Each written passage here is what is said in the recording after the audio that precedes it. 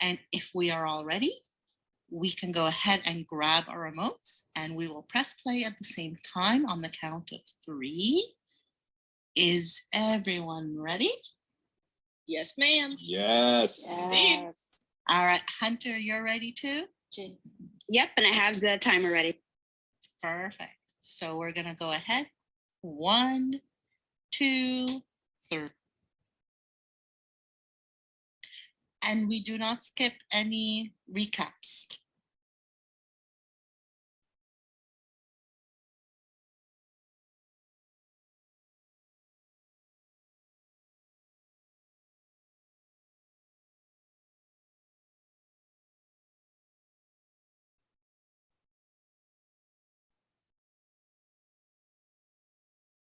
So if anyone had any doubt, the master is definitely in this episode because of the recap.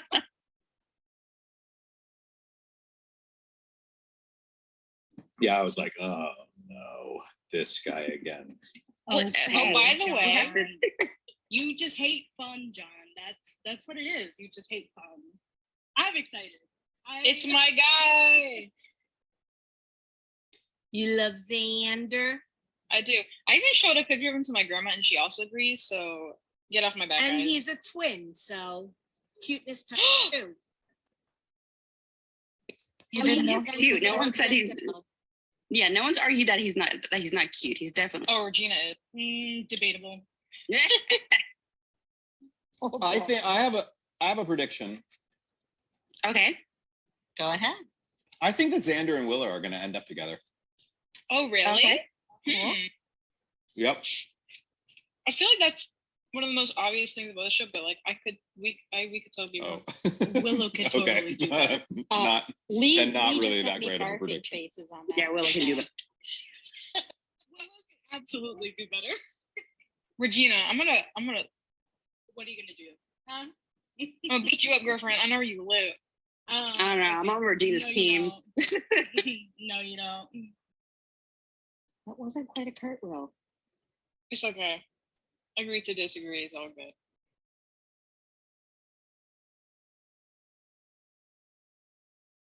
You gotta admit, the vampire makeup is starting to get a little better. A little bit better. A little bit better. That one was a bit better. I mean, they can't change the master, and the master has been what he has from the beginning, but I Yeah. feel like these minions are getting out. They still look like werewolves to me with that big old nose bridge. I love that smile. Yeah, and the yellow eyes. Well, they are all some form of a demon, right?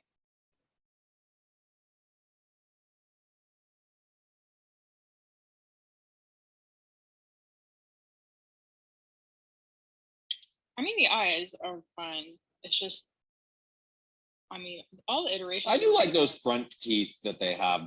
They have how the teeth on all of them in the front are also like a little sharp. I think that's kind of cool. I think that would probably make it easier to feed if you were a vampire. I'm beginning to think that Giles just lives at the school library and he doesn't actually have a. Well, we saw the Nightmares, episode. His biggest fear is to lose Buffy on watch. So I think he just takes it so seriously that he's just constantly in watch.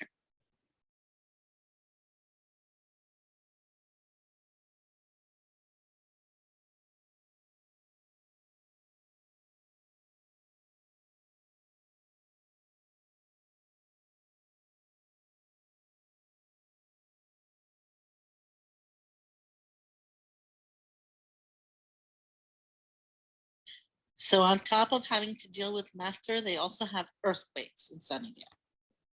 It's California.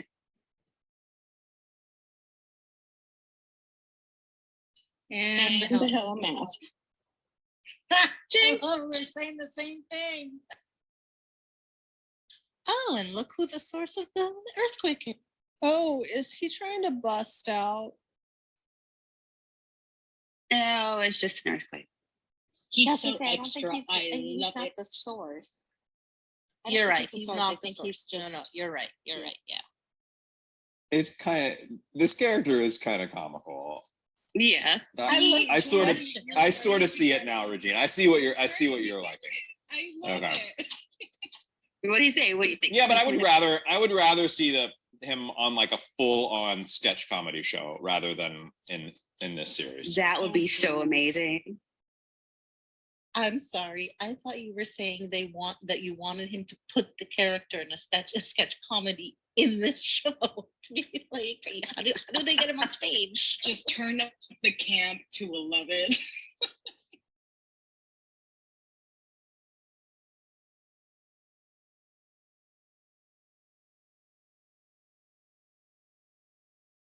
I'm always curious when a new season or a season's ending, if the next season will have different credits. So let's.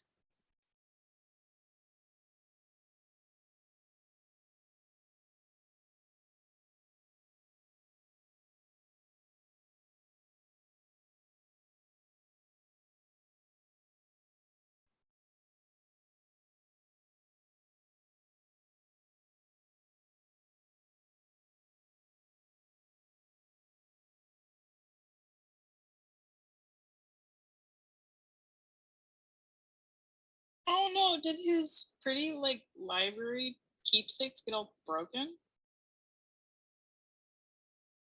Some of them did. Or does he actually live there and he doesn't want her to know that? No, he doesn't. I don't know. I don't know. He doesn't live there. No, Where does he live? We somewhere haven't else. seen where he lives yet. Somewhere else.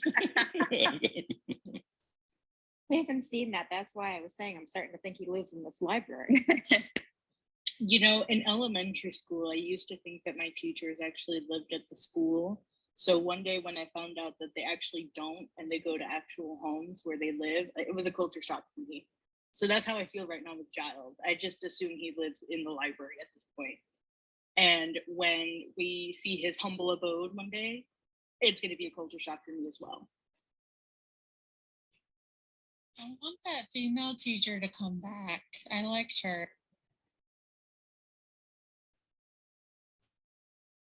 Miss Miss Calendar? Yes, I couldn't remember her name.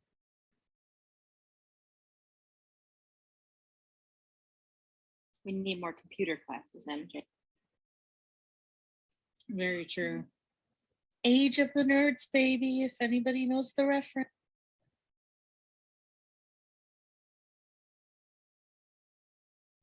The 90s and the early aughts were a good time for nerds.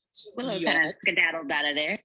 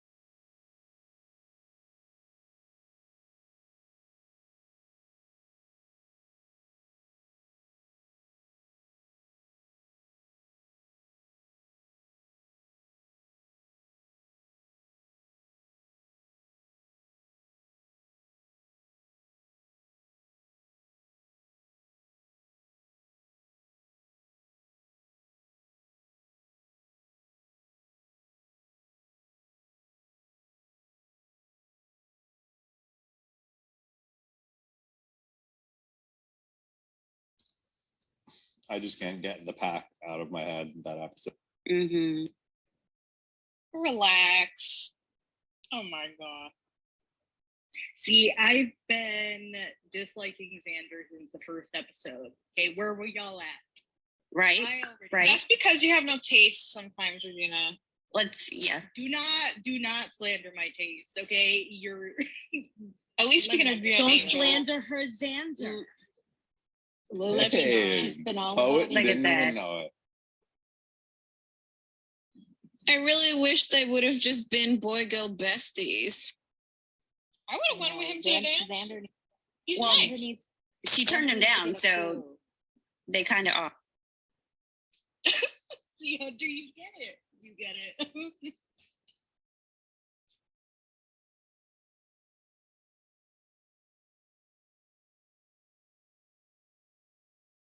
Xander's giving off potential stalker vibes though right now for me.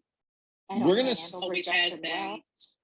well, Always has been. but now Well- there's it's sorry, turned up to I- 11. You see it. I think that we're gonna see at some point we're gonna see Willow do just something super, super cool, something super save the day, like epic Slayer-esque that saves Xander's life, and he's gonna suddenly be really into her. I hope so. Here's MJ, you got Miss Callum. Yay. Okay, MJ, now you need to ask for $1 million.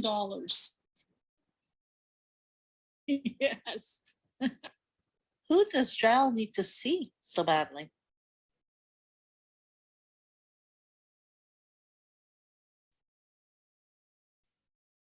Techno pagan, right? Yep. Techno Yeah. something or other. that's what she was calling herself. Is that like an actual thing, or was it just for like the show? Yeah, it's a No, real it's a thing. real thing. Oh, I've never heard of it. That's I interesting. posted it in the Discord link the other day. I'm very bad at Discord. She I'm us to learning before you started Discord watching too. it. Sherry Lily kind of jumped in literally less than 2 weeks ago and binged it to catch up for this week. I'm sending it to her on Facebook Messenger. So Miss Okay. Calendar is Thank you. seeing that things are happening here. I like that line. End is seriously nigh.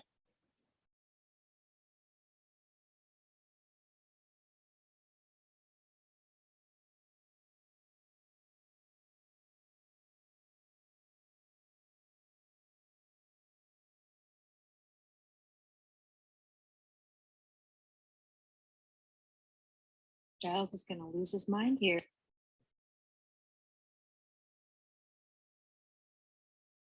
This shot is so blurry.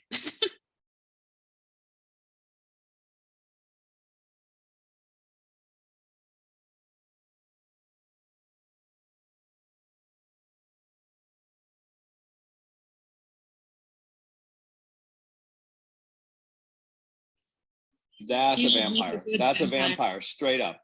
I mean, that's a vampire. It's a look at that guy. daytime. It's daytime, John. Oh. But maybe it's, a daywalker. Like I said, guys, could be. He really looked like. I mean, he looked like definitely looked like prosthesis could make him looking like a really great vampire.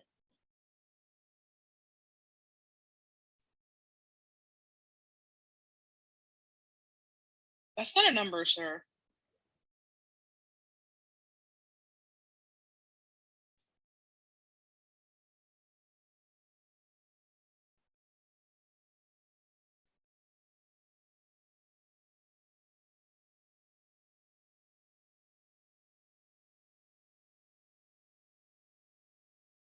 I feel like you don't really hear jonesing anymore. Ugh. Go Willow.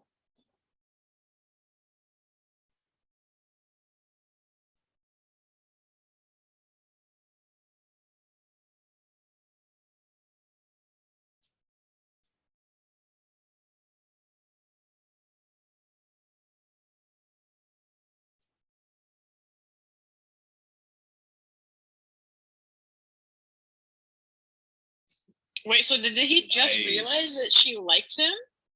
Yep. No, he just assumed she'd always be there for him. Yeah. And Yeah. she's saying no.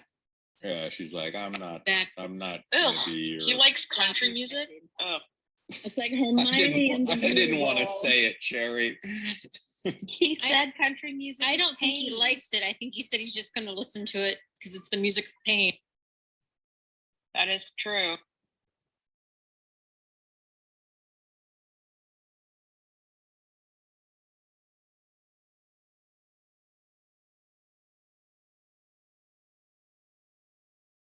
I'd love to get a scene where like Is that the same stake that she always uses? Yes. Well, she has a couple of them, but she has like one or two that she definitely rotate. Do we ever see her make a stake? Make a new one? Yeah, she grabbed a leg off of a chair. Oh, She doesn't. Oh, listen really to this. want that's who was upstairs.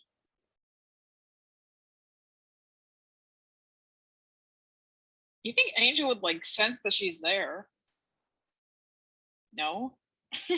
He doesn't have that sense. She senses vampires, but vampires don't sense. Well, not like sense, but I mean like he would like hear her or something. Ooh, that was Oh my gosh, I thought my internet died. Holy crap. yeah. What happened? I kind of thought the same. That was a little weird, but It was a commercial break.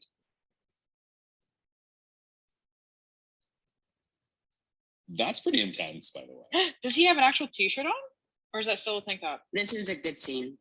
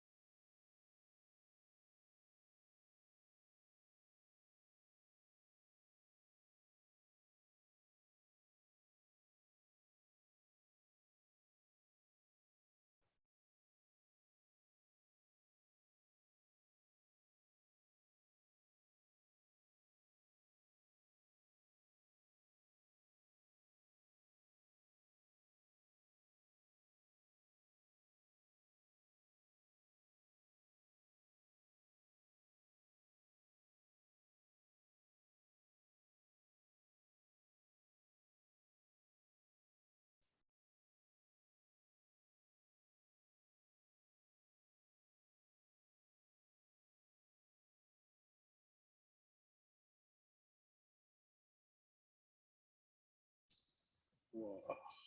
Man, Oh that my line. Oh my god, that scene was incredible.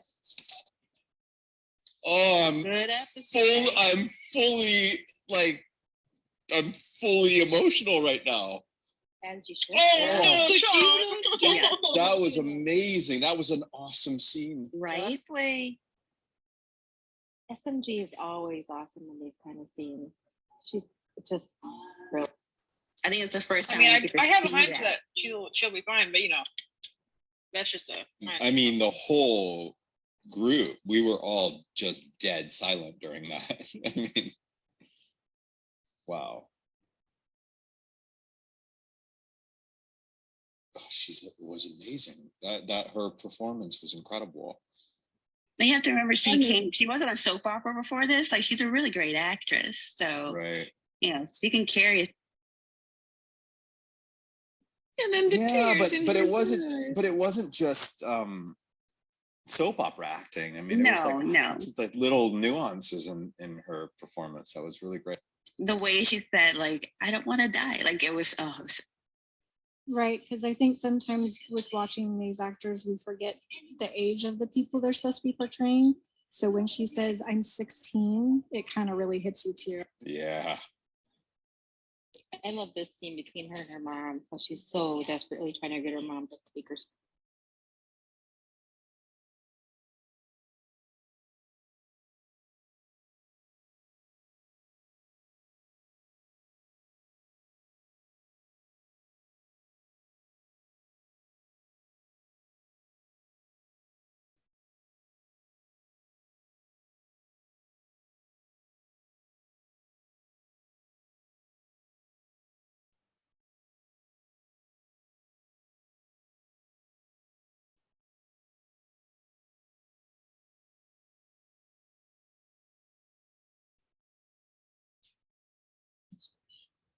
Kind of looks like a wedding dress, though, right? I was thinking. I was gonna say. That really was the style back then, though. My friend, when she got married, had that style dress for bridesmaid.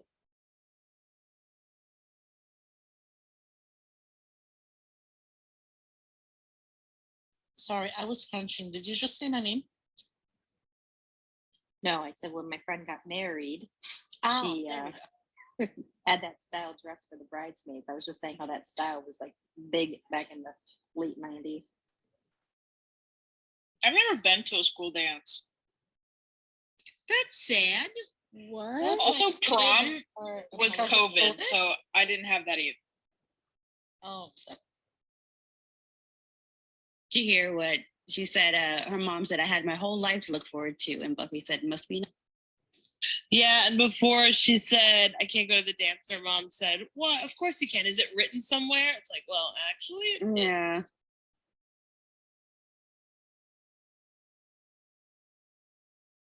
I always loved the undertones or the conversations between her and her mother always have like these double meanings to the viewer.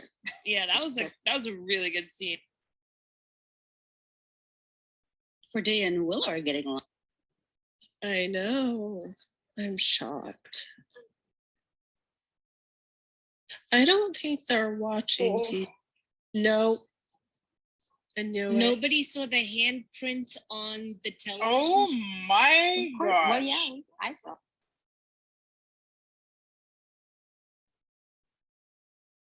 I tell you, Allison Hannigan's like wardrobe is just like, I love it so much. I bet that Willow is something kind of like some sort of like a telepath or something like that. Maybe like something Yeah, like, that'd be like so cool. something like Carrie from the movie Carrie. Okay, that handprint on the TV, that was kid size. Yeah, that was kid size. I agree. Honestly, I have a kid You size think tank, so it could have been a the grown anointed person. one was there with them. No, yeah, it was the anointed one's hand.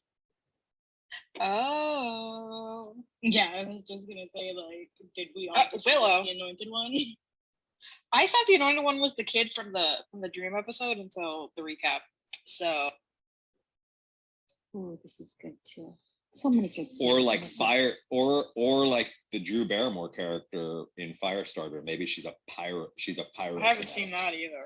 I love It's a Firestarter. good movie. Yes. I I'm literally having a broke the feeling. tape. I'm having a feeling that like Willow is got some sort of like telepathy or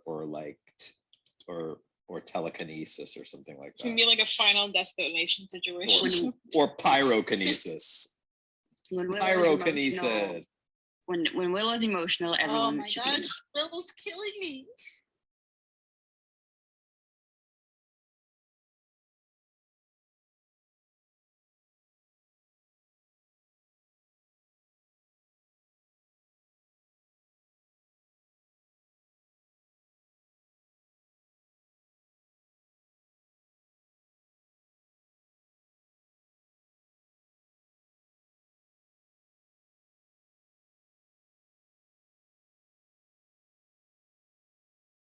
Those big eyes with the tears, they kill me.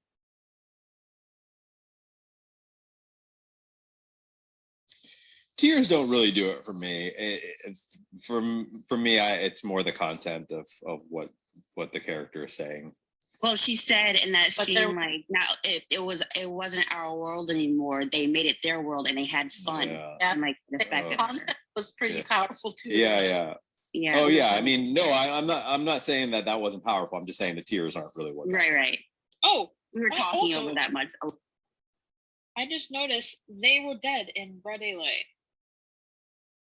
That's the school hadn't opened yet. So yeah, Willow and Willow and Cordelia were there early to do audio. oh okay. Okay.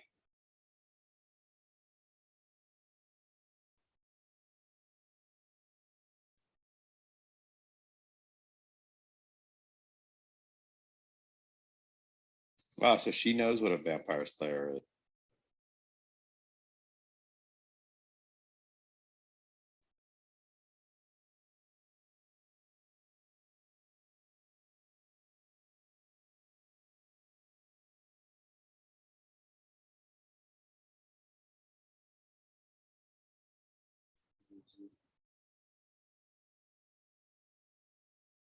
And the factling? The factling?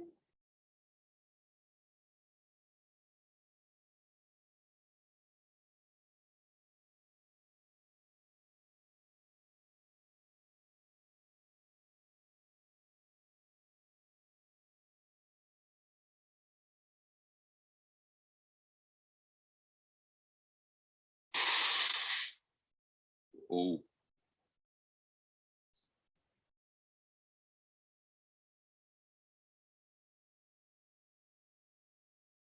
Sassy hands on the hips. Wait a second. Does Giles die in this first season? Oh my gosh, no way. Cannot. I will literally not give a damn that.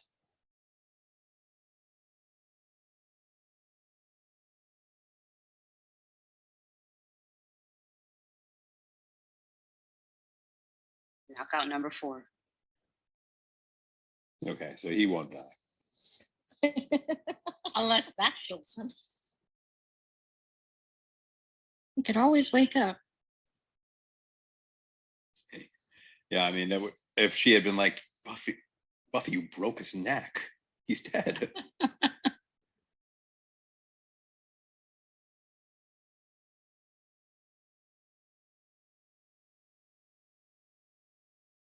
Hey, that's a hero. I have like a good feeling.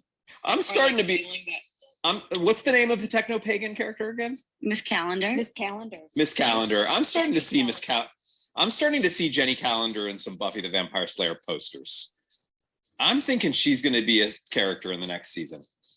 Oh, this one. Oh no. kill it. Boom, boom, boom. We're good. Hold on. I really like the dress and jacket combo. It was very. I feel like that white 90s. dress is gonna be very red in like 20 minutes. Sarah Vampires Michelle don't bleed. Gellar kept the jacket and dress comp. She put it I on an love Instagram that. post about a year or two ago. Why didn't she? I probably just- would have done combat boots with it though. Why didn't she what, John? Why didn't she just shoot him with a stake? She Because needs right? him to lead him to the Yeah, master. he's the anointed. He's not the man. She needs him to take her to where she needs to go. Well, as soon as she gets down to the master layer, she needs to pop that kid because he's evil. Oh my goodness, Lily. He's evil. That's Really? what you want me to Not a say. vampire. Like he's just a kid. He's just a little kid. He's I just bet a he little killed all kid those who people. he just leaves bloody handprints on things. Did he I'm not just kill all those he's not a people? vampire. The stake And won't kill him. and he talks in weird voices sometimes. Yeah. Yeah, you'd think with like the master out of the equation, that would kind of stop this whole creepiness of the anointed one, and but whatever.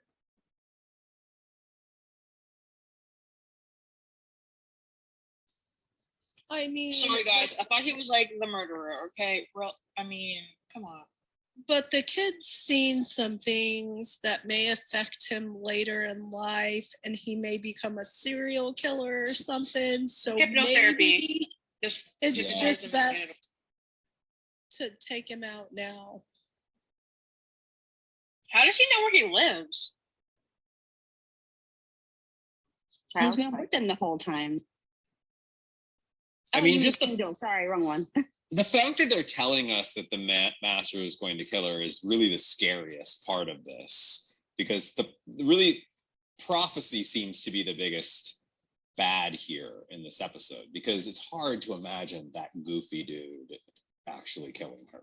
Well, Angel seems to think the master will do it too. And he knows the master.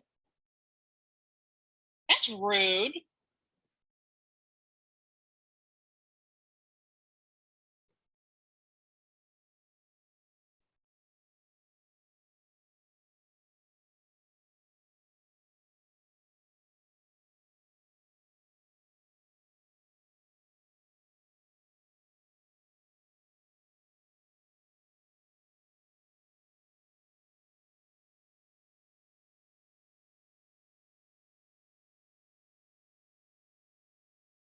See, I can really see Miss Calendar, arms crossed in front of her, standing on to the side of Buffy or to the side of Xander or something in a poster. So she's there next to you.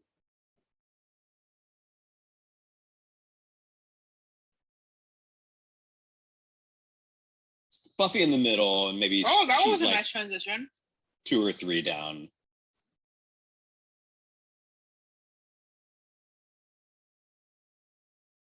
You caught that, Liz? That's a cool shot. Lily, you caught that transition? I did. It was cool.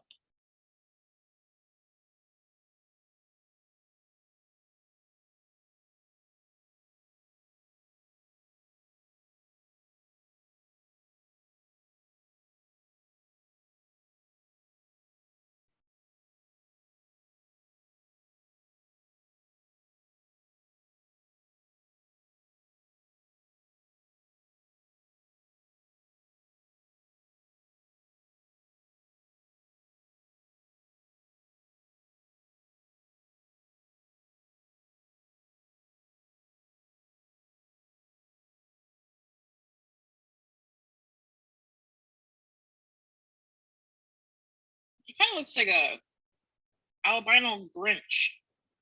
No hair.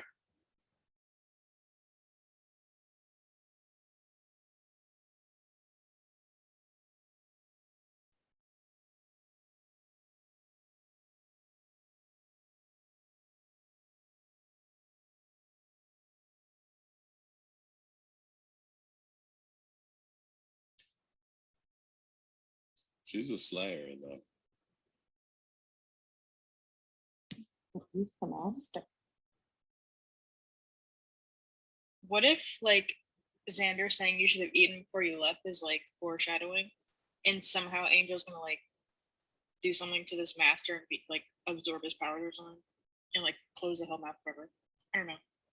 That I Weird. told you to eat before you left line. That's the only time I will ever tolerate Xander because that was funny. I'll give him that. He's on thin ice. Calm now. He's on thin ice. Yeah, I mean, for me, the value of Xander has plummeted this season. He's and then Angel. Why you like the dummy, the freaking ventriloquist dummy? Are you kidding? Yeah, I love the dummy. I love the dummy, and I really like. Oh, good. I'd rather have Sid than Xander. Let's be real here. I mean, me too. I disagree.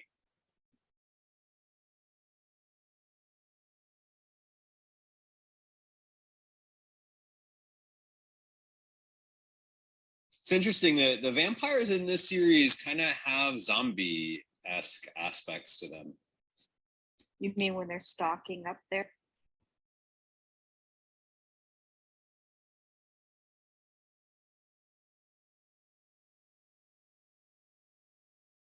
Dang, girl, look at them acrylics.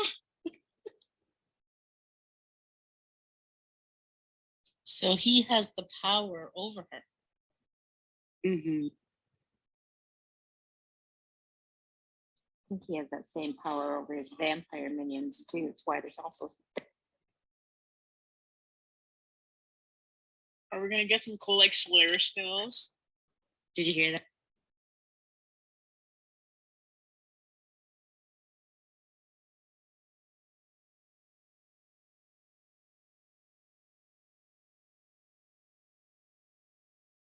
I can't stand this character. I just noticed he's like an albino vampire. He's got the red eyes. He's real pink, like a little rat. He looks like a rat. He does kind of a rat feature. That just makes him so much funnier to me. He likes the dress. What was with that cut to her fall? She fell and then it cut and then she was just falling. That was very. He bit her, and then he took what he needed to get out, and then he just pushed her down. That's what that cut was to. He just dropped her into the water. No, I know, but It took her she was seconds. she was out of frame, and then when they cut to the other shot, she was he was just pushing her. Are It was you just, watching on Amazon? Yeah. Yeah, Oh, yeah. that's why. That's Oh. why, yeah. Well, Hulu like times out, and I can't do that when I'm on here. So. Oh my gosh! As soon as I said that, it started buffering. Ooh, wait a second. Is Buffy going to become a vampire? That's And then the rest of the series, she's like a vampire. She's Buffy the Vampire Buffy the Slayer. Vampire, comma, Meaning, Slayer. like, no, yeah, Buffy the Vampire who is a Slayer. Oh my goodness, I didn't even see it. His blood. she didn't drink from him, John. Yeah, So but she can't become a She vampire. can drink. She can drink from Angel. The person. No, it has to be the same person. They have to. It's a whole pro. Or they could Come be some on, bad Angel, CPR give her for some of your blood. It gets I me have though no that he breath, goes, he I said. have no breath while he's panting. Can somebody give me the timestamp, please? It is 36:10. Oh, it's Cordelia. Oh my goodness, Cordelia is going to become a vampire in this episode. John, is there anyone going to be left on the entire show that isn't a vampire for you? I'm starting to think that Xander is not going to become a vampire. Oh, So the prophecy was right. She died, but then she was resuscitated. But that wasn't in the prophecy. Yeah, because prophecies are tricky creatures or whatever. They don't tell you. Imagine this was just Willow's whole vision, and then she goes to them like, "Hey guys, here, this is what happened."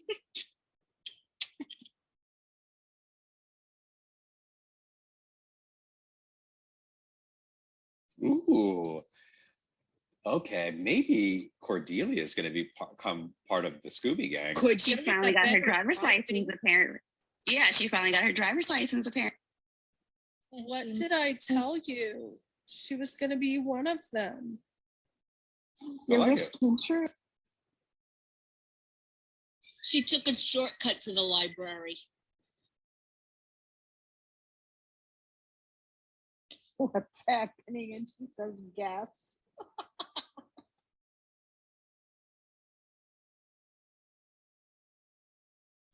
Giles and the useless furniture in front of the doors. He keeps doing the same thing. Listen, he's a man of books, okay? Not What Ew, in that's the world is snake. that? What's that? I don't know, but it's going. So, like, Lily noticed the transition earlier, John. Did you see the transition Lily was talking about?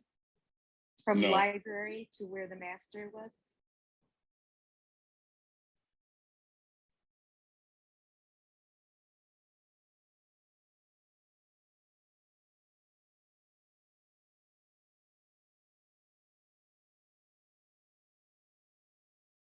What roof is he on?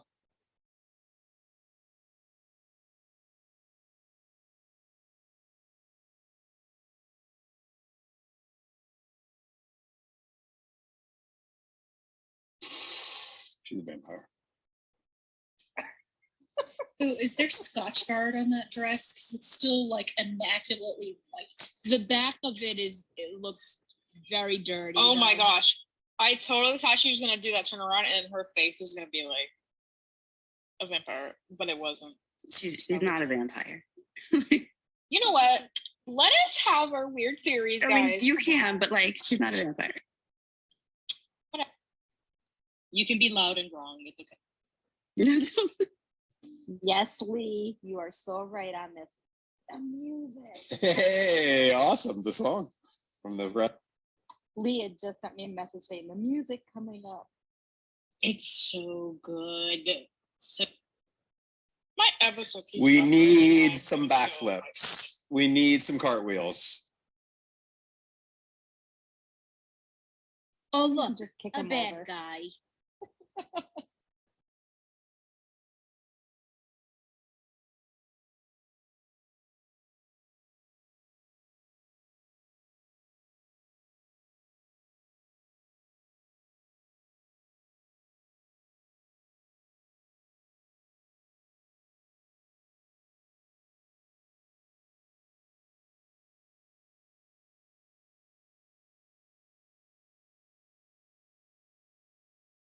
Oh, Willow's got a great scream. I love it when she screams because she's just so terrified.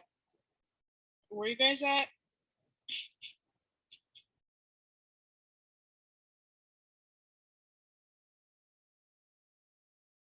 40 minutes, 25. The creepy three-headed thing just came out of the floor in the library. Perfect. Got it. My Wi-Fi is just Had a very Little Shop of Horrors quality to it. I always thought that, and no one ever agreed with me. Thank you. Oh, There it's you go. definitely chewy. For sure. You just expect it to start singing. Woohoo! Yep. Suddenly Buffy.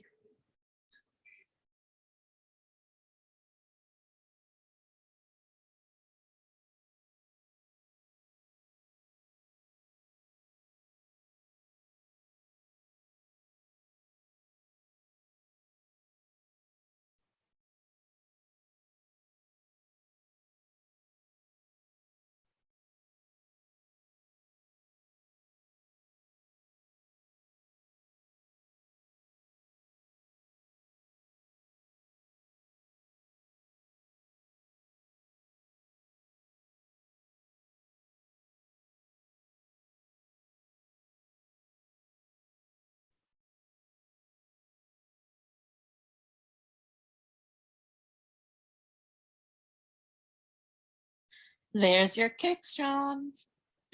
Yeah, but instead of a punch, it should have just been a steak, you know? She And didn't just- have a steak in her hand. Mm. Yeah, I think Angel might have the stick. he's gonna fall back on that thing that just broke off. I bet. There's your jump, your whatever. Woo! Yes. Somebody's gonna go through that glass greenhouse thing there. I think it's gonna be the master. She does seem a lot Yeah, stronger, doesn't she? see that coming.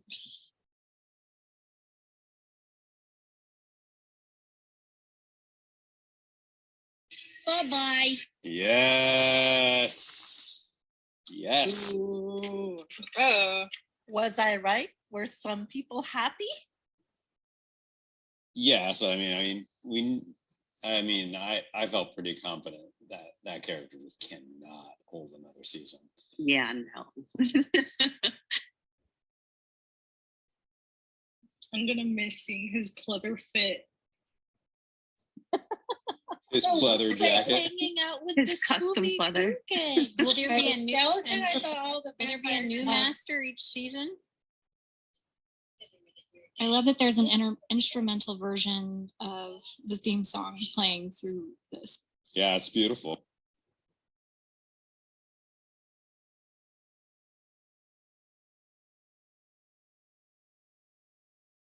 It's a cool little group.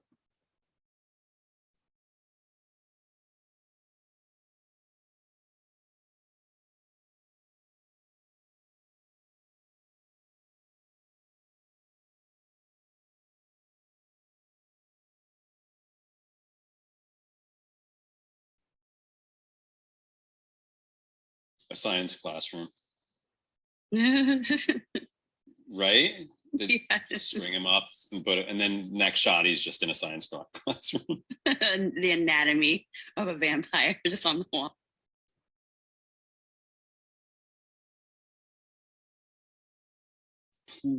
Please do not have some sort of little ending thing where it's like, uh-oh, but maybe he's coming back. Oh no, please no. Oh my gosh, no. wait, maybe not. Maybe not. Maybe No. not. No, I don't like this pan down. Oh, it's Okay, gonna good. they're gonna come back on them. It's gonna come back and then it's gonna show something else. That's That was cool. season 1, folks. That is season 1. So the part where I just wanted to add the part where he was like, "How are you alive?" Whatever. We have to remember he had been down in his little cave for like 60 years, so he didn't know about CPR. CPR didn't come out until the 70s, so he was genuinely surprised that she came. Right, that's what I'm Oh, saying. that's So, so yeah, so that was the thing, is that the prophecy was right. She did die, but then she was resuscitated. Yeah. So it like, yeah, I mean, yeah. He's gone. She's won. I'm looking Good. forward It's to kind of she cool came that back in the next season. though. I think it's interesting That it's she came cool we're back having a bit of a stronger. break before the next season, as it used to be. Yeah, we have not too much of a break. We just only have a couple weeks before Slate 2 starts. So we'll be starting that in, I think, mid-March. Slate 3. Slate 3, yeah. Season 2. Did I say Slate? Yeah, Did I okay. say I Slate think 2? you Yeah, meant Slate. season 2. Season 2, Slate 3, yeah. Yeah, so that will be I'm getting so confused with all I of know. this, like Slate 1, season 4, 2 5 is seasons, so blah, good. blah. Yeah, who's the big bad in season 2? We'll I'm have guessing to that they're gonna. wait. Yeah, they're gonna. It's me. It's I'm the the big master. bad. I'm just kidding. But Um, can we what is at the least next one? admit that the end of season 1 hooked people far more than the beginning of the season 1? Yeah, for sure. That was a good episode. There were some really great character moments in that episode. Really great scenes that were like the best scenes were the really like, character driven emotional scenes. The fighting of the master and the beating the master was pretty anticlimactic in my opinion. It's Mhm. kind of 100% agree. I Yeah. knew you'd be mad about it though. It's like so anticlimactic. That's it. Yeah. It's like it was just, every time we saw him in the scene, he just like opened his hand up and she like. I mean, the best part of that scene was when she said he had punchbowl mouth or fruit punch. Yeah, that's a funny line, but just in general, it was just whatever. I'm glad it's making over. fun of Let's their get own some. There definitely like that scene between that scene where Buffy's like getting emotional about like not wanting to die is like the best. That's the best scene in season 1 in terms of like emotional, like really powerful emotional moment. That was really awesome. And the fact that like everybody was just like completely dead silent watching it really said a lot. We were all like, whoa. So that was really cool, and that definitely got me excited for the next season. But I'm ready for this show to start. I'm ready for like that season 2 thing that everybody keeps talking about and loves. I'm so excited for next season's big bad. Oh, John, they just get better. They really do. So the big bad is better than the big bad in this. They one. continuously. I mean, how can you not like, be better than that? Yeah. 100% better. Next season's big bad's one of my faves. I gotta just say. Yeah, what season 2, 5, and 6 are my favorites. So this is one of season 2 is one of. I mean, it's certainly no offense to the actor playing the role. I think that he did a fine job, and there were a lot of like funny things to his character, but just in general, the character's just on the page, it was just too. He's underdeveloped. He's just too stereotypical, too one-dimensional, too mustache twirly, and just not like, for me, it just. Maybe I would have felt differently back in the day, but we've just been exposed to so many more interesting villains since the 90s that just doesn't really, hold up. The actor Mark Metcalf, he did an interview about playing the master, and he said, it was fun and he enjoyed playing it, but he wished that they had done more with him because he wanted to come back for the next season. But he said that even Regina, I didn't want to say it before him, but he even said that he tried to do it as comical and big and outlandish as she possibly could too. So you picked up on it really quickly. He had a little flair. Yeah. The Baron might have been inspired by the master and his tiny bit of flair that he was able to put out there. See, I got it. Yeah. The master was just fun. Well, I think he also was the comedy against all of the drama and like the heavy themes of like what they're fighting. It was nice to have someone who, yeah, he seemed serious, but he was also a source of ridicule. Yeah. That's true. I gotta say, Xander's slight obsession with Buffy did come in handy in this episode because he followed her, or he made Angel help him go follow her. Yeah, and it was But, handy that he was there. He's like a Swiss Army knife. He's good to have around. Well, and then Yep, he came sometimes in you- at the clutch moment, right? He saved her life. Yeah, that's what I mean. I mean, like he's been kind of like into her all season, and he was starting to really annoy me with his kind of stalkery sort of obsession with her. But yet, because he was so into her, he was concerned about her, and so he forced Angel to go with him to help her. And because he was there, he could do the CPR. Not very well, but he still did it. I was like, where are you putting your hands? That's not where I the was- heart is. I was so I'm CPR certified, and so like I learned that it's like essentially like staying alive by the Bee Gees, right? Like that's how you do the chest compression. Oh yeah, yeah. And then I thought to myself, like, that was not staying alive. That was like, how deep is your love? That was something else, because that was not it. Yeah, there's like a CPR machine at the LAX airport that it's like a little, almost like a little like video game that type thing that teaches you a CPR at the airport with like a little dummy there, and when you press the on button, it starts playing Staying Alive. And that the idea is you have to like be pressing the dummy like at the exact rhythm of the song, and if you do, then it gives you, you do it correctly, then you get like a you win type thing. It's a very bizarre video game, but obviously designed to teach people CPR at the LAX. Well, you're never going to get anyone on TV actually showing accurate CPR, because you're supposed to be like hard enough to break somebody's ribs, and they're not going to show that. So we just take it as movie magic and move on. But like I said, I really like the line that Angel's like, I have no breath.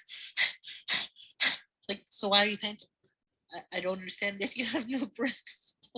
I don't get that. Anxious panting.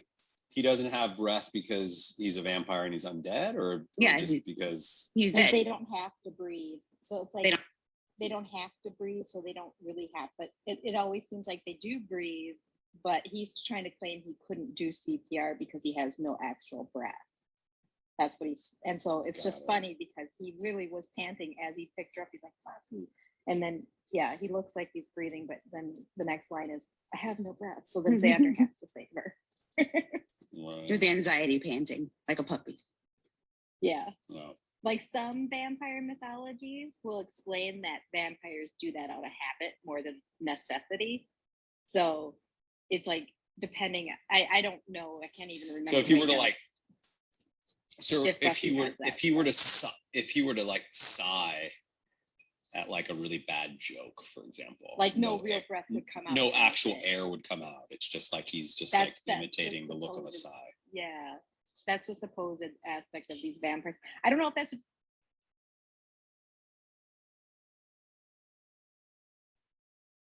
It's just like their body's muscle memory kind of habit things, but I don't know if that's the case. Then I mean, I would, but then I would start to question whether they're faking. Yeah, they do it to fool the humans.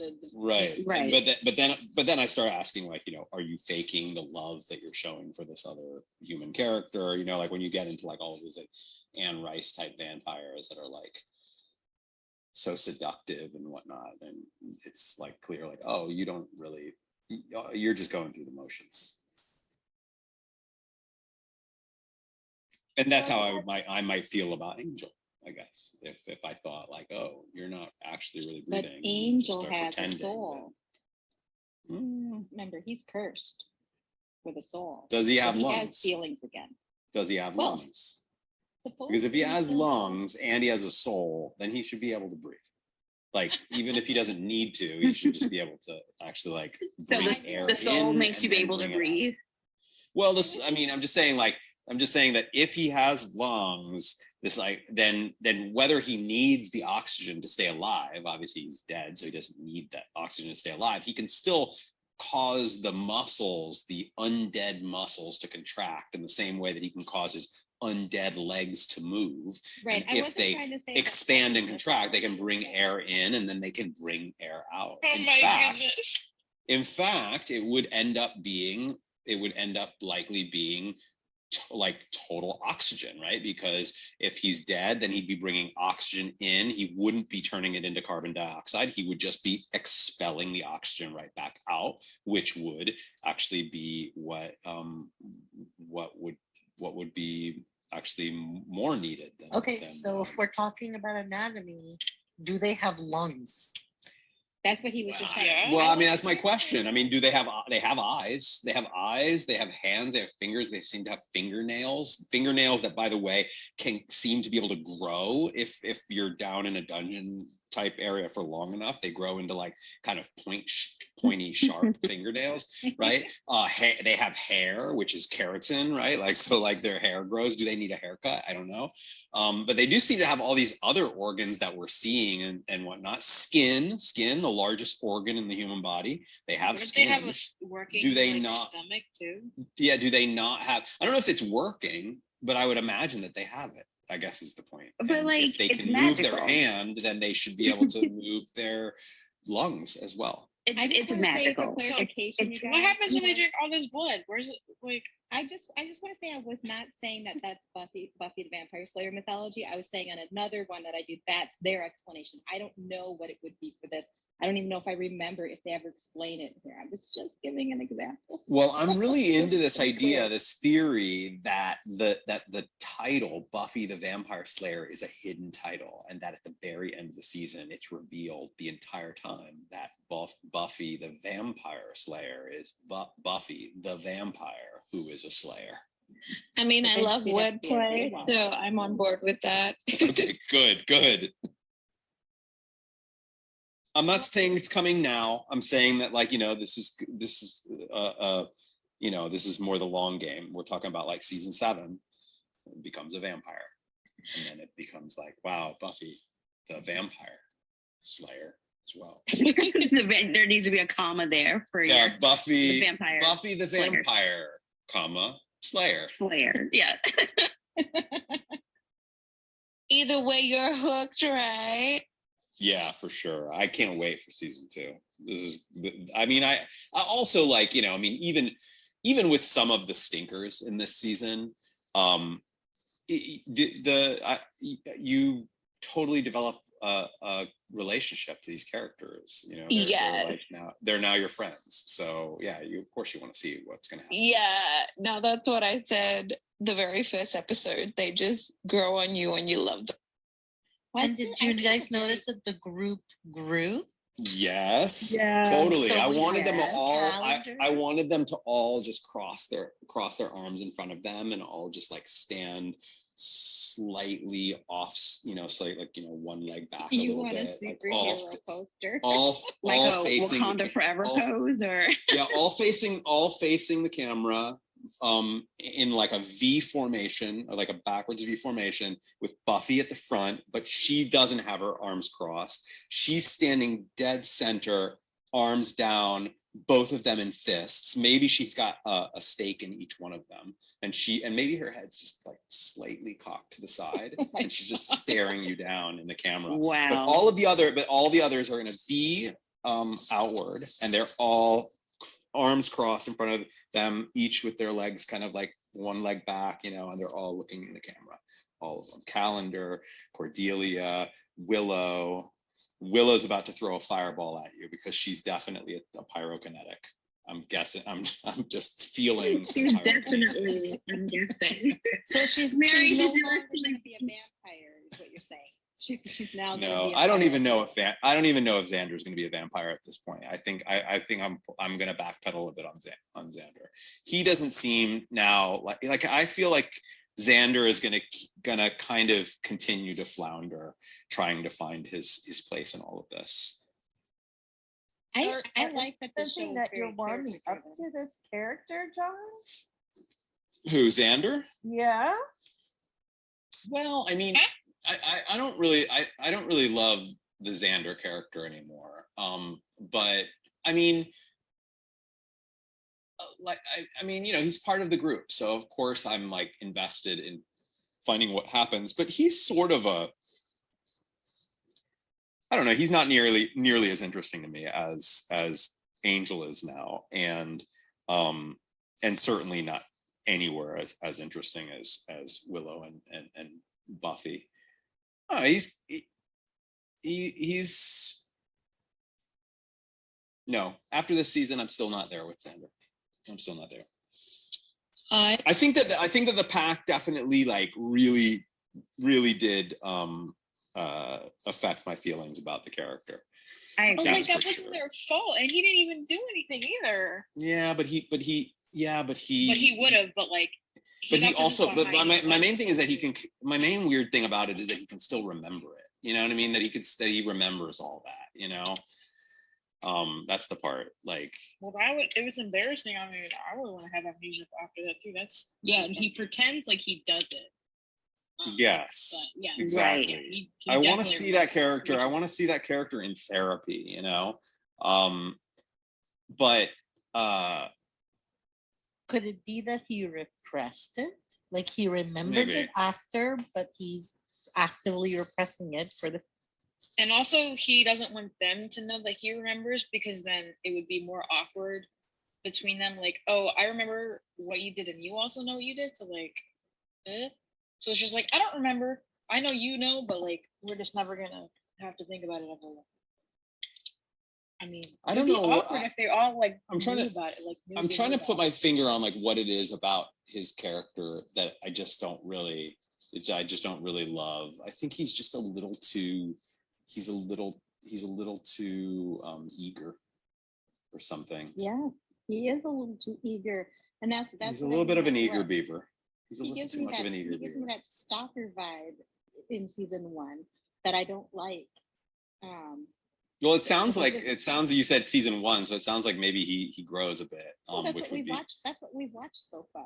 yeah, Season that's what we 1. watched this far. Yeah, He gives off this vibe where he's a little too into Buffy. Where if he's just I too knew him in real needy. He's life- like I really like you. You know, it's like back off. He's for a bit, also man. 16. Like she's fighting vampires. You know, like really, like genuinely, she is freaking fighting vampires, man. Like, can you not make this about you right now?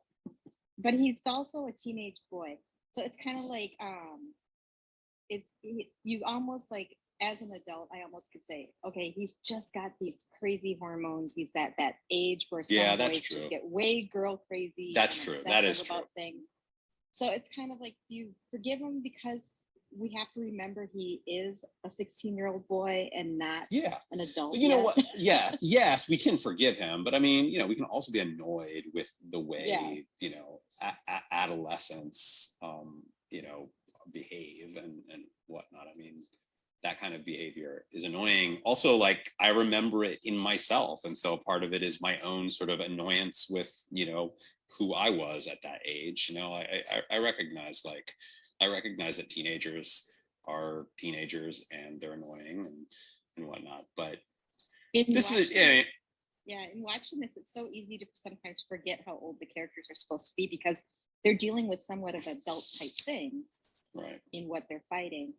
But they're also played by actors. They're also played by actors. I know. Yeah. The dude who plays Xander is literally like 28. So that might actually be a part of it. Is that, like, you know, I look at Xander and I see like a 28-year-old or whatnot, or maybe not 28, but like I see somebody in his No, his I googled 20s. it. It's really funny. Yeah, but like, you know, I mean, I guess if I was looking at an actual 16-year-old, I might be kind of like, oh, that's cute, you know. I guess, I don't know. I think that there certainly is a little bit of, like, you watch high school characters being high schooly, and the worst parts of it remind you of when you were of you when you were that silly, you know, and then and maybe there's a part of that that's like hard for me to like completely swallow, especially given the fact that you've got characters like, you know, Buffy, who, you know, are kind of seen, you know, they're presented as, you know, as sort of needing to put aside all of that high school nonsense in order to do something greater for the world. And so then you see somebody like Xander who can't, who like just doesn't know how to put that, you know, that teenage thing away for these bigger, like, you know, world changing, you know, and he just ends up looking the most ridiculous of the group. Yeah, like his teenage thing is what actually like helped in this episode, but at the same time it's still annoying because like his being the teenage boy that he was is what makes him follow her around, and sometimes it helps, but it's also ridiculous and annoying.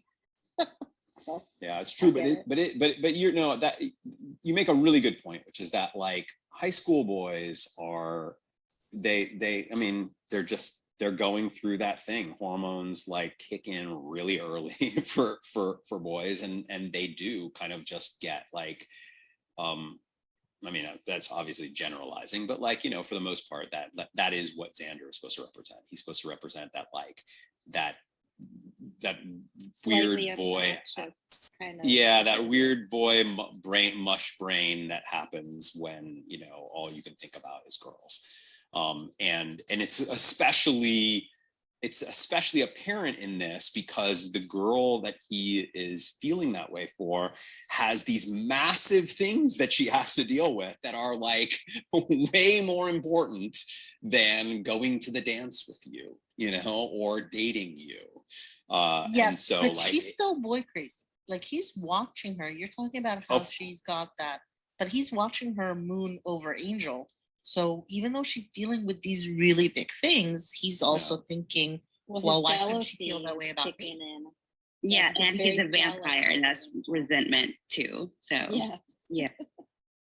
Right, but you do get a sense though that Buffy has much more control over all of that she can put it to the side. Whereas Xander, yeah, I mean, she has to, right? Because she's the Slayer, and she has to do it when the time comes. She has to be able to put all of that boy craziness aside in order to save the world. Where you get the sense that Xander cannot. He cannot do that. And I don't know if that's necessarily a comment on the difference between girls and boys at that time, in you know, when they're going through that period or high school or whatnot. But it does make the Xander character just feel a little like. Do you know what's weird about what you just really said? Needy. His girl craziness did just save the world. Right. Yeah. I mean that is definitely kind of interesting. Yeah. Weird. She puts it aside to save the world, but in this case, his being girl crazy over her did save the world, because if he hadn't been and he stayed home, what might have happened? We don't know. Is it the girl craziness? His resentment, and he went to Angel. Right, but is it? I mean, yeah, he did put his resentment aside, that's for sure. But is it the girl craziness? Because he also did this for Jesse. Like he was like, someone's in trouble. One of my friends, I'm going to go help them. So it wasn't just Buffy. Like that's just his trait. Right, but that's a good point. To me, it seems like half the time he's doing things. That was before he really knew Buffy too, though. Right, but it was Jesse that was in trouble. Yeah, but I think I probably just I'm still having a hard time getting over that episode, the pack. I completely agree, John. I totally agree. That episode just like it really like it was like night and day transformed my feelings about the character. I thought he was just like quirky and fun and a little goofy, and you know, and then like that episode just like kind of spoiled him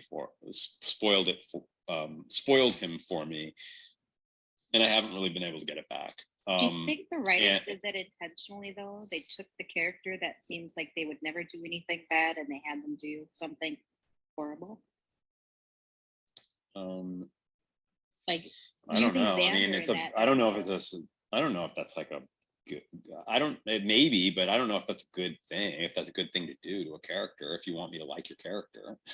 You know, and like if I'm supposed to really love all these characters, you want me to come out of this first season being like, oh, I love Xander, I love Willow, I love Buffy, and Xander's the only one that I'm kind of like, Or maybe they wanted to show the power of whatever it is they were doing in that episode, how it can affect somebody.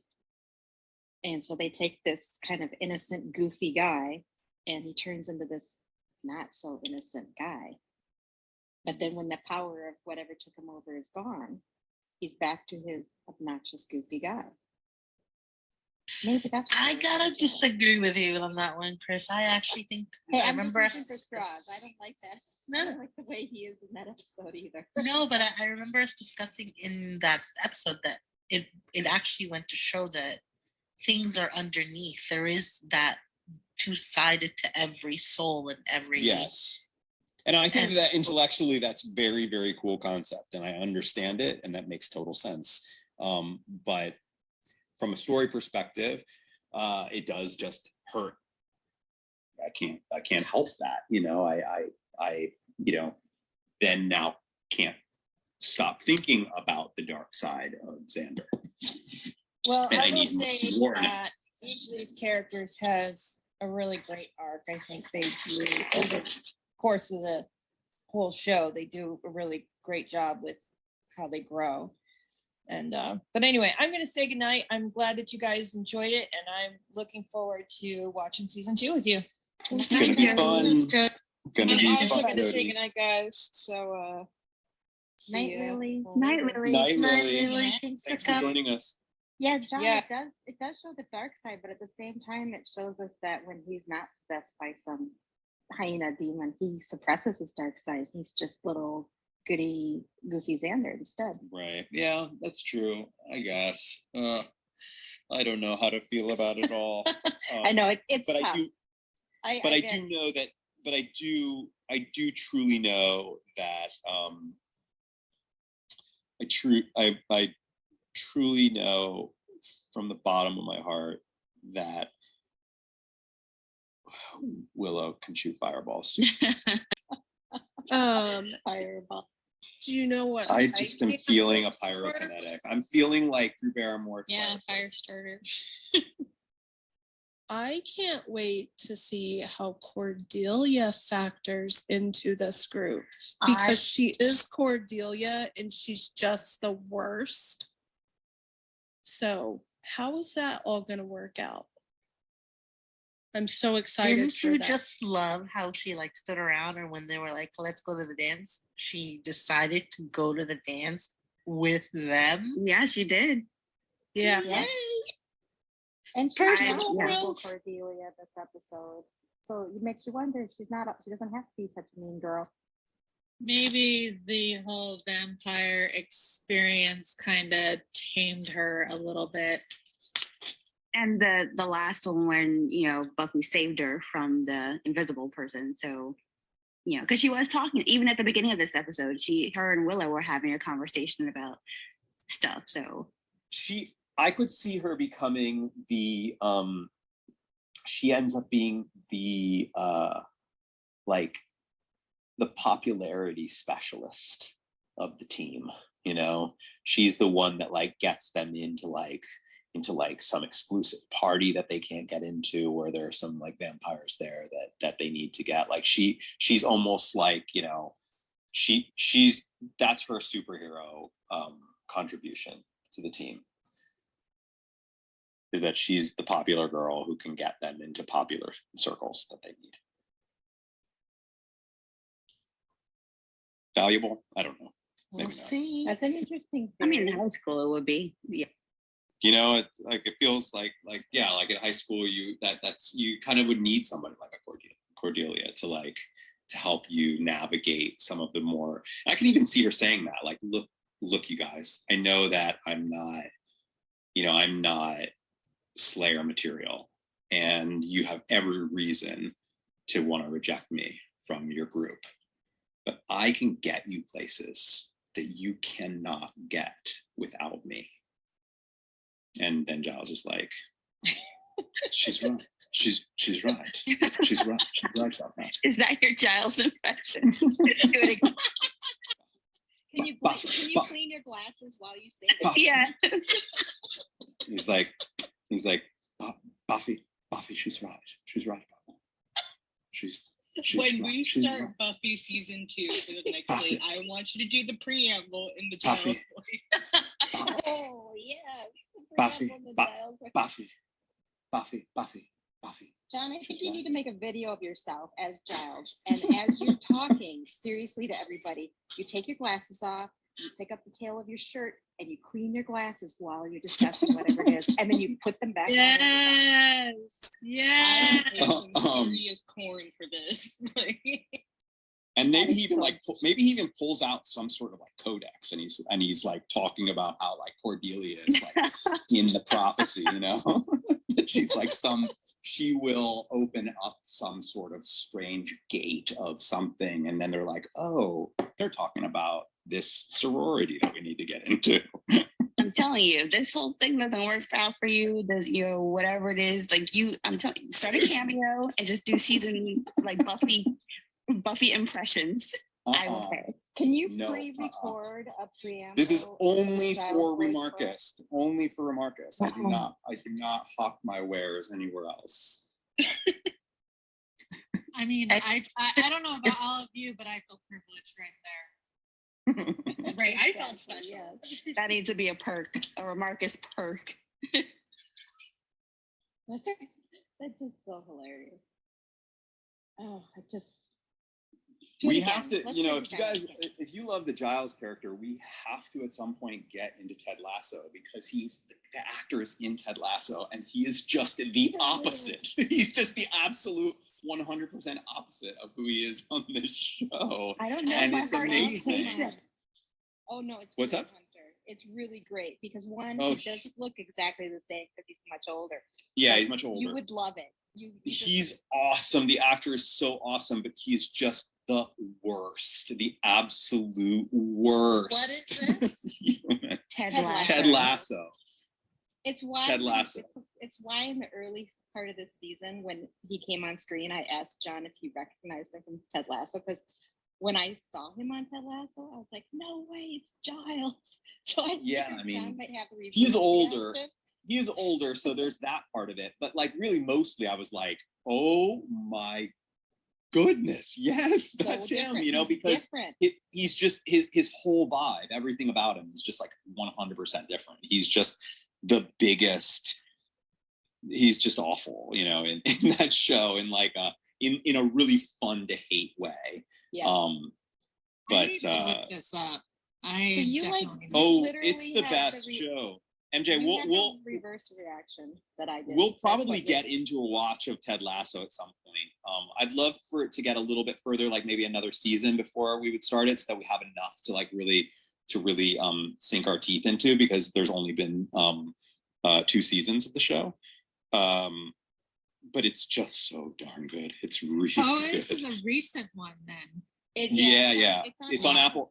It's on Apple Plus. It's one of their first shows. It's only got 2 seasons, but it won tons of awards. It was one of these shows that like it came out of nowhere, and suddenly everybody was talking about it. Like, oh my gosh, have you seen Ted Lasso? Have you seen Ted Lasso? It's so good. Everybody in it is so good. Everyone is bad. great. The characters are so lovable and so much fun, with the exception of that character who's not lovable but still fun. It's dynamite. It's dynamite. I would say like you should watch it, but there's also a part of me that's like, don't watch it, because you should watch it with us. But it's amazing. If we're gonna do a watch, I will totally wait, because as soon as I found out we were gonna do a watch of Schitt's Creek, I was like, okay, I'm waiting until we do that. So I'll wait. Yeah, I'm gonna wait. Like, and just like Lost, like I had been planning on watching it, but I'm gonna wait for us to do it together. Yeah, it's interesting. They got some just really great stuff that they did a good job. I think what we really need to remember here, though, is that we have finally finished season 1 of Buffy, and we're going to season 2. And after episode 6, it's just banger after banger. So like, I'm excited. So Yeah. I think that's what we need to. I have a question. Yes. So with the whole master not being able to leave the dungeon or whatever, the hellmouth, whatever you want to call it down there, why is that? Because all the other vampires could leave, but he was not able to. So he was in, it was a church. It was a buried church that he was in. He was performing a ritual for something, I forget. Mary, maybe you can help me out, or Chris. And an earthquake happened in the middle of it, and that's what contained him to this area. Oh, that's why he was so excited when we got another earthquake. Yeah. Oh, that makes sense. Okay, I understand. The Thank you. earthquake was a sign of the apocalypse to come. Right. It was part of the whole, like, the master getting free. First there'd be an earthquake. There's like all these like little things that had to happen, and all these little things were leading up, and that was one of the last things that had to happen. And then Buffy obviously had to show up because she was the key to him getting out, he said. Oh, that makes so much more sense now. Yeah, it was if you looked in the background, you can probably see it better on Amazon. But like he was in a church, so there's like all the like there's crosses, and like you can see the stained glass windows. It's really pretty. It's a nice set actually. But yeah, he was in the middle of performing a ritual, and an earthquake happened and buried the church, and that's why he. Yeah, see, I never saw the stained glass, and I don't know if it's like Hulu or if it's just my TV, but it's super dark. It's dark. It's the way that they lit those scenes. There's a few times where you can actually see it, and there's like a couple scenes in episodes. Like there's one where he and the Anointed One were talking, and I think it was during I'm drawing a blank. There was an episode though where you could see like this blue kind of like light on the ground that looked like stained glass lighting. Oh, and yes. Okay. That would have been from the church windows or whatever. From the way that the light came down. They had these like little things, but yeah, go on Amazon and look at it. On one of The master's gone. The master's gone. Let's just enjoy the master being gone. No. I absolutely love the way he died, falling through that window and going on that massive stake. That was epic. He was camp, okay? And it made you bones. think, like the way they set it up is he got strength from Buffy, but it seems like Buffy also got strength from him. So he was his own demise. Mm-hmm. Yes, Just like Buffy she was felt his key to leave. Yeah. When she came back, she said she felt stronger, and then she looked stronger, and he couldn't hypnotize her anymore. I think it's important for us to remember how vampires are made here. We need to point this out again. Like they drink from you, and then you have to drink their blood, the same person. But here's the that's how thing: you is get a that vampire. when I was saying that Buffy's going to become a vampire, what I was suggesting is that he was going to be like, "Look, Xander, I know this is going to freak you out what I'm about to do here, but you need to back off. It's the only way." And then he bites Buffy, drinks a little of her blood, and then he just takes her and he maybe opens up something, and then she drinks from him, and then she gets up and she's like, "I'm a vampire." That reminds me of Slayer. Twilight, just saying. He's like, yeah, that she's like, let's go. I'm good. I'm feeling more alive than ever. I will say this without we'll delve more into that.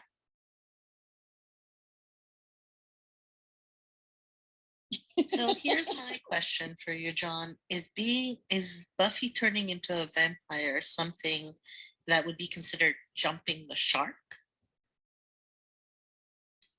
Like, that is probably textbook definition of jumping the shark. Yes. Aside, like I'd say saving for Buffy on a motorcycle jumping over a pool with sharks in it. That would probably be the closest. Would be if she turned into a vampire. Yeah. So that's not usually something shows aim for, right? Like most shows want to avoid that. I mean, after this season, you kind of have to expect anything now. Some shows are fully aware they're about to jump the shark, and they just do it. They just go all in, and yeah, I mean, they just do it. Look, I'm not suggesting when I make a prediction, by the way, sometimes my predictions are assuming that they may actually jump the shark. That's kind of funny. So how soon do you think it's going to happen? But I mean, this show is really beloved, so chances are that it doesn't jump the shark.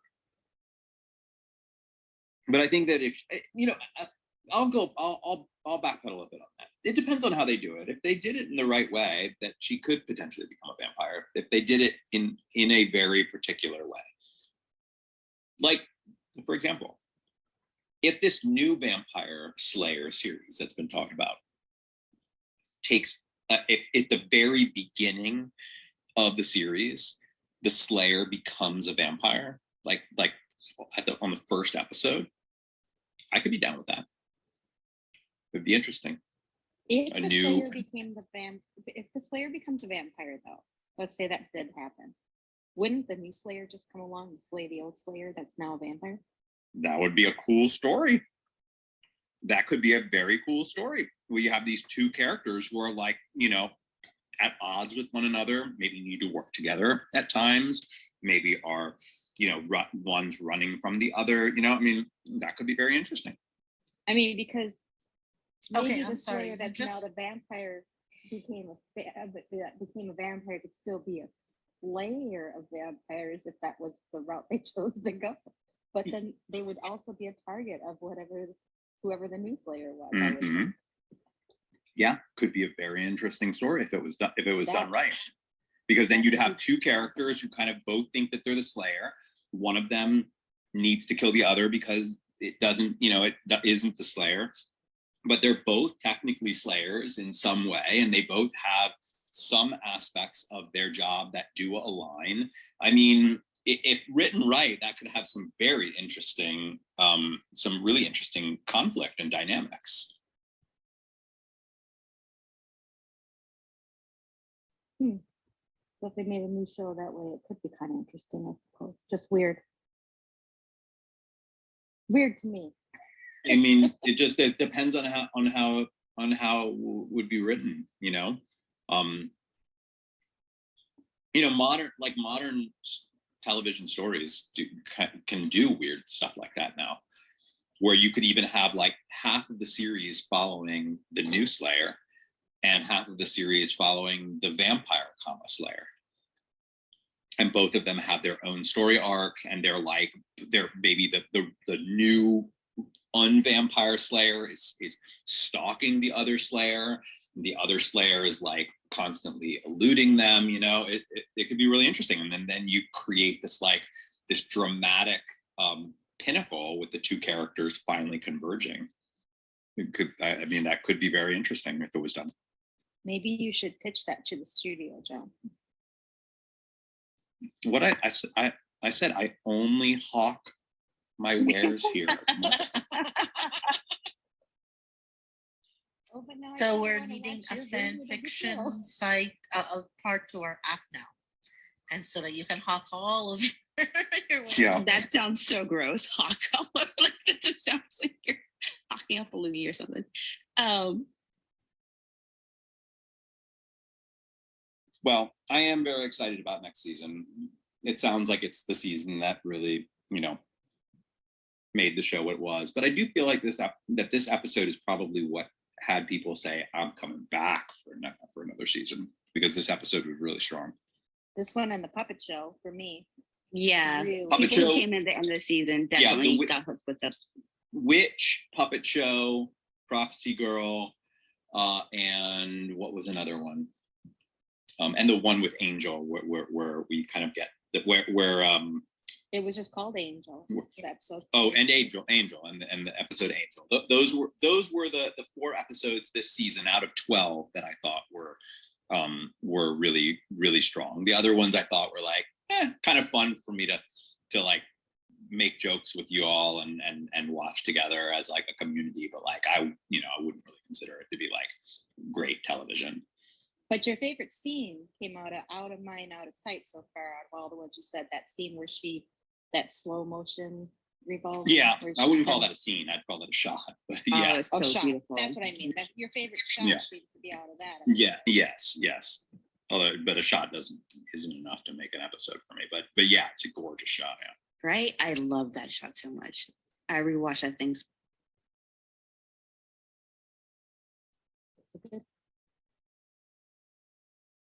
Do we have a favorite character, especially for the ones who are just watching this for the first time? Is there a favorite character for the Xander all the way. Why? I knew it. Yeah, okay. Tomato, tomato. You know, I even though I think that Willow will probably grow to be the favorite character. She sort of feels like they're kind of prepping to really give that character some fun, cool stuff.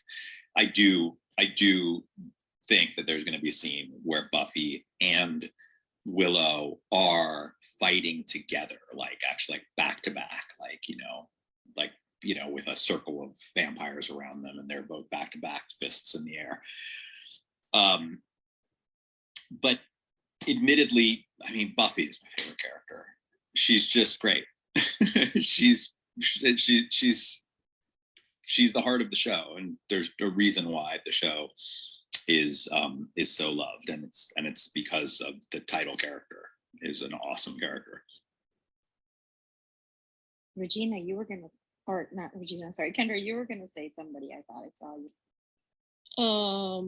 I like Willow, but I truly do love Xander because he's just so stupid sometimes and entertaining. I really like Xander.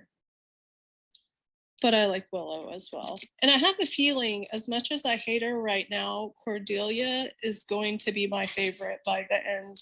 She's going to kickstart your heart. Yeah, she is.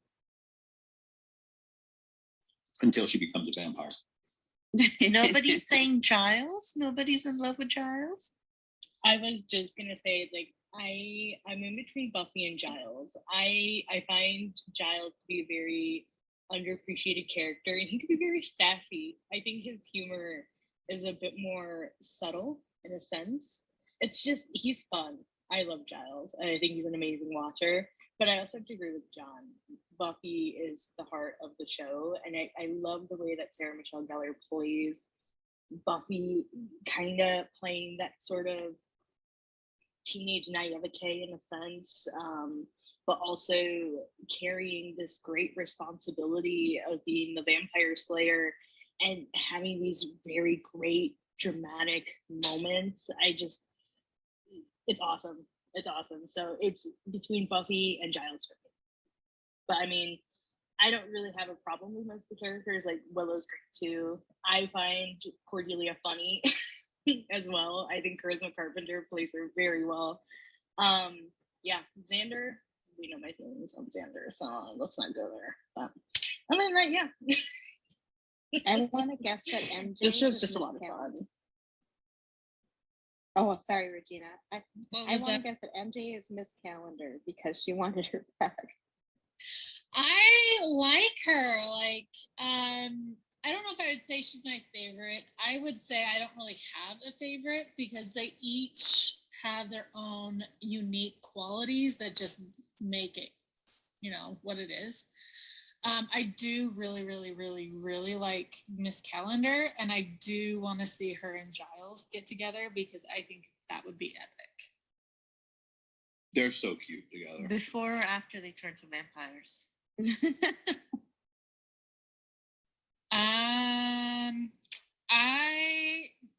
I don't think Miss Calendar is going to be a vampire. I'm going against that, John. Sorry, but I do I could see her being more on the witch side because of the techno pagan thing, and then Giles turning into a vampire. That would be kind of cool. Sir, there's definitely going to be at some point in this series a love interest, like a relationship between two characters, and one of them is going to have to kill the other because the other will have turned into a vampire. or will already be a vampire if it's Angel. It just seems like a missed opportunity if they don't do that at some point.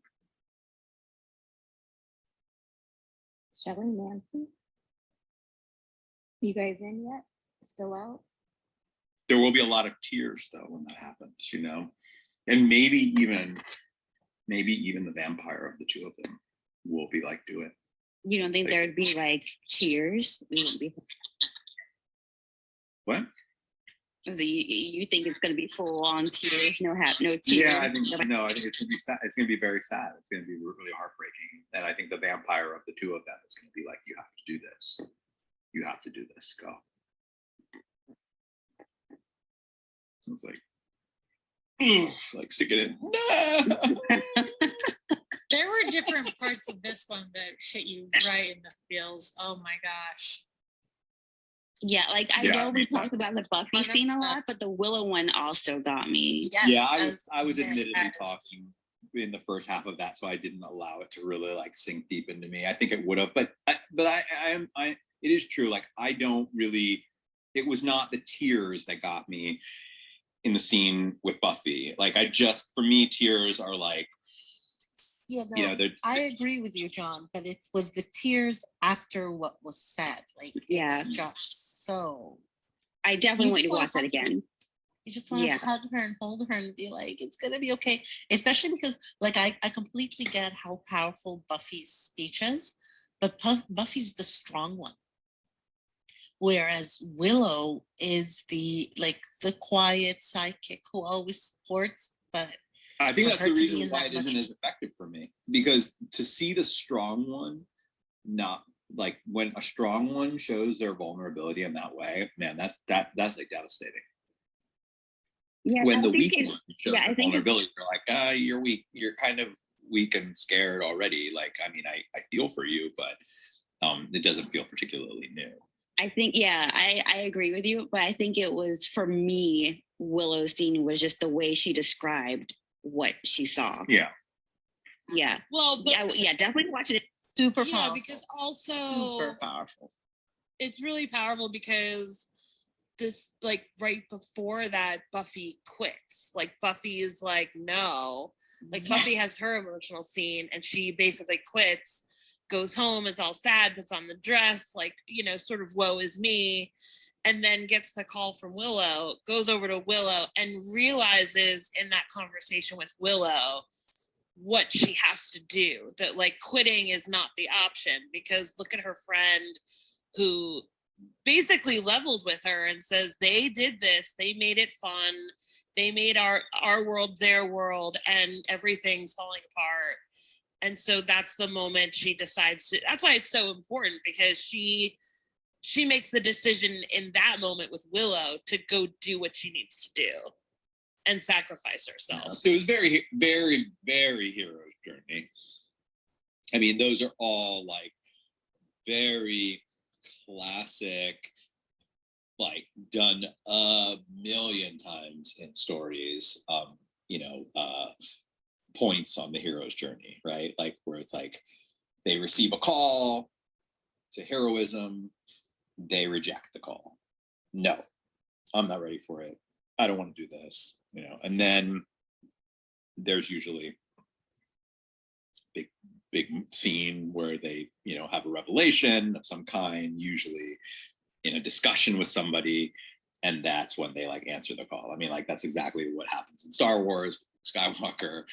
It's exactly what happens in Harry Potter. Like, you know, the arc of this season, at least, had a very classic hero's journey structure to it, and this episode in particular. You can't see me, but I'm nodding with you. Yeah.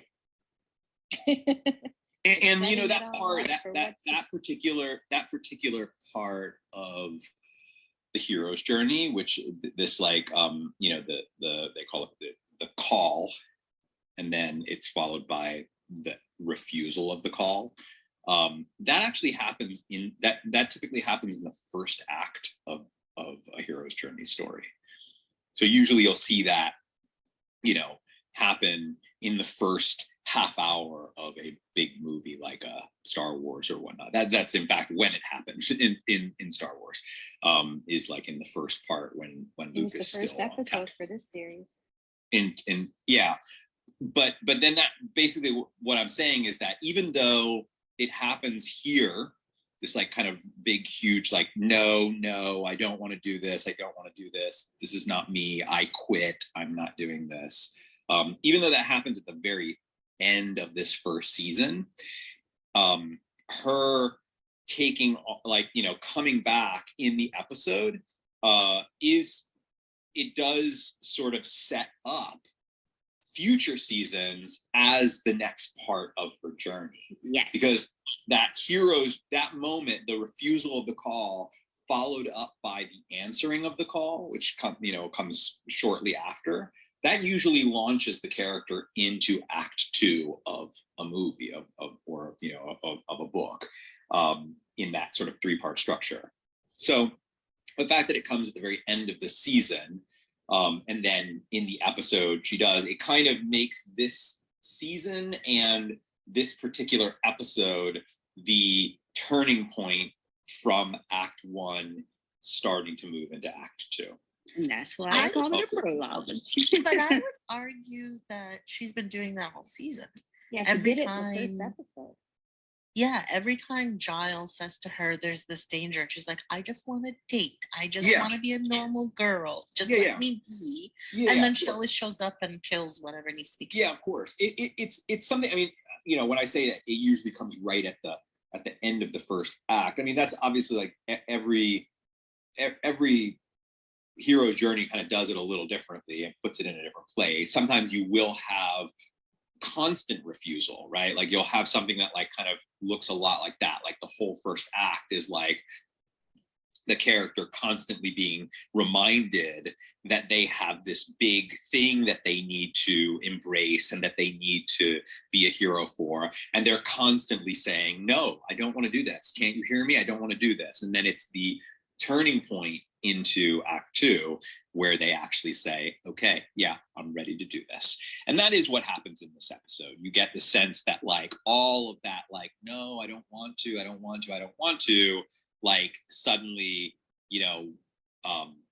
turns. And it would be weird if in season 2 she continued the like, I don't want to do this, I don't want to be the Slayer anymore, or I give up, I quit, because that scene when she like comes back from the dead is a really like significant part of the larger Buffy story, and it does feel very much like a turning point to everything that we've seen previously in the season. So I'm imagining going into season 2 with a Buffy that's much more resilient and ready and prepared and willing to be the Slayer and everything that comes with it. That's how this episode sort of set that up. I don't see season 1 as a continual refusal though. I see it as bookend. First episode when he introduces himself to her and says who he is and what she is, she refuses. But by the end of the first episode, she's back into being the Slayer. Then she continues for the whole season. And then in this episode, it comes up again because when she realizes she has to die, according to the prophecy, she doesn't want to do it. And then she goes through the little mini hero's journey again. So I feel like episode 1 and 12 were both that way, but everything in between was just her doing what she's supposed to be doing.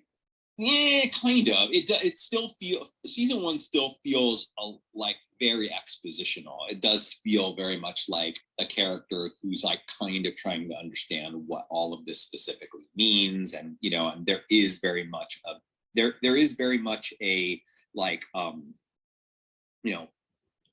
being sort of given like being taught, being having this like this mentor character showing up, constantly telling you that you need to be ready, These are all hallmarks of a first act of a story. It's exactly like what Obi-Wan Kenobi plays, or his role in the first film, which would be the first act of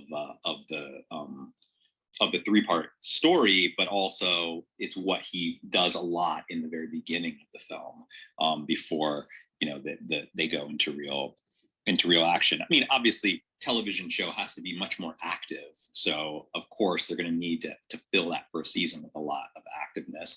You can also break down individual episodes into individual mini 3-act arcs, but it does feel like season 1 was a lot more, it felt a lot more like I'm trying to understand what all of this is. You know, there's like who is this weird, good-looking vampire who's coming around, and how do I feel about this? You know, it's like there's a lot of like big question marks for the character, even if she does have to constantly fight off threats. But it isn't until this episode where I feel like she's completely decided, like, okay, this is what I do. There's no questioning it anymore. And if she continues to question it into season 2, I think it will be weird. Guess we'll have to wait and see. Well, And it we'll sounds see like in we're March. really looking forward to season 2. I'm happy. Oh yes. I'm like Are you- uncomfortably happy. Mary, are you a big fan of Buffy? Do you like Buffy the Vampire Slayer? So I got into Buffy later, like well after it was over. I did not watch it while it was live. I'd say I'm a bigger fan of Angel than I am of Buffy. Of what? But I do like Buffy. Obviously, I'm post She's a bigger Wait, fan of of who? Angel. Oh, of the show Angel. of the Angel show. Yeah, the television show Angel. Interesting. I do, yeah, I can see that. Because I told you, John, I think you would love Angel Show. Yeah, it's good. Angel, I'm like, I would say I kind of lump them together. I love both the shows, but there are people who they usually prefer one or the other. Yeah, they're because two they different have different vibes. They have different styles to them. Yeah. They're different. They're Cool. similar but different, but they live in the same world. So Cool. Well, then they're in the same world on Remarcus, which is cool. Oh, completely. They're the same world. It would be really odd to not put them. It's like It's like- saying that you want to put, like, I don't know, Star Trek: The Next Generation and Star Trek: The Original Series in 2 different worlds. They're Right. exactly Or the like, same. could you imagine if we put like Firefly and Alien? in different worlds? Yeah, that would be 'cause really show me weird. the characters that are shared between the shows, Mister. Hey, Charlie. All right. Well, I'm gonna actually head out. Charlie, why do you have a little balloon next to your avatar? Because it's my clubhouse anniversary today. Oh, that's cool. happy anniversary. Well, thank you everybody for joining us, and Yes.